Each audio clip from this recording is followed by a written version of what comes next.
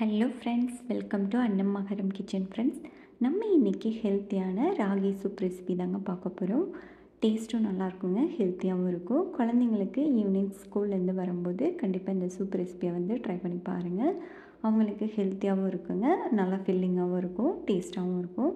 இப்போ வாங்க நம்ம இதை எப்படி செய்கிறதுன்னு பார்க்கலாம். இப்போ இதுக்கு அடிக்கனமான பாத்திரமாக வச்சுக்கோங்க. அதில் 1 டீஸ்பூன் அளவுக்கு எண்ணெய் சேர்த்துக்கலாம். நீங்கள் நெய் வேணாலும் சேர்த்துக்கலாங்க. 1/2 டீஸ்பூன் அளவுக்கு சீரகம் சேர்த்து இதை நல்லா வறுத்து எடுத்துக்கோங்க, கருகிடக்கூடாது.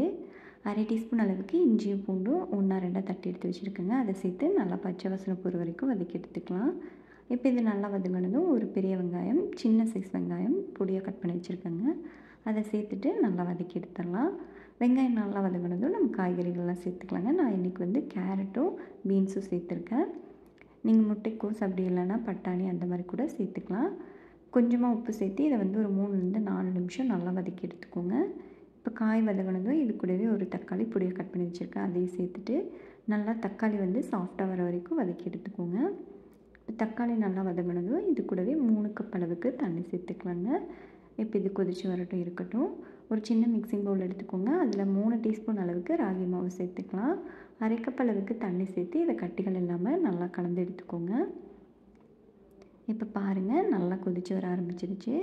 இப்போ இதை நல்லா கலந்து விட்டுட்டு 3-4 நிமிஷம் இதை நல்லா லோ ஃப்ளேமில் வச்சு கொதிக்க விட்டுருங்க. இப்போ பாருங்கள், 4 நிமிஷம் நல்லா கொதித்து வந்துருச்சு. இப்போ நம்ம கலந்து வச்சுருந்த ராகி மாவை இது கூட சேர்த்துக்கலாம். இப்போ சேர்த்துட்டு இது கூட 1/2 டீஸ்பூன் அளவுக்கு மிளகு நுணுக்கி வச்சுருக்குங்க, அதையும் சேர்த்துக்கலாம். உங்களுக்கு காரம் அதிகமாக வேணும்னா நீங்கள் இன்னும் கொஞ்சம் கூட சேர்த்துக்கலாங்க. இப்போ இதை நல்லா கலந்து விட்டுட்டு இதையும் ஒரு 3 நிமிஷம் நல்லா கொதிக்க வச்சு எடுத்துக்கோங்க. நம்மளுக்கு கொஞ்சம் திக்காய் வரும். நம்மளுக்கு இன்னுமே ஆறும்போது திக்காய் வருங்க, அதனால் இந்த பக்கம் நம்மளுக்கு கரெக்டாக இருக்கும். இப்போ இது கூட பொடியை கட் பண்ண கொத்தமல்லி தழை சேர்த்து கலந்து விட்டுட்டு நம்ம பரிமாறிக்கலாம்.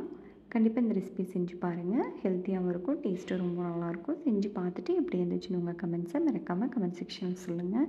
இந்த வீடியோ பிடிச்சிருந்தால் நம்ம சேனல் லைக் பண்ணி சப்ஸ்கிரைப் பண்ணிக்கோங்க. உங்கள் ஃப்ரெண்ட்ஸ் அண்ட் ஃபேமிலி மெம்பர்ஸ் கூடயும் இந்த வீடியோவை ஷேர் பண்ணுங்கள். வீடியோ பார்த்த அனைவருக்கும் நன்றி.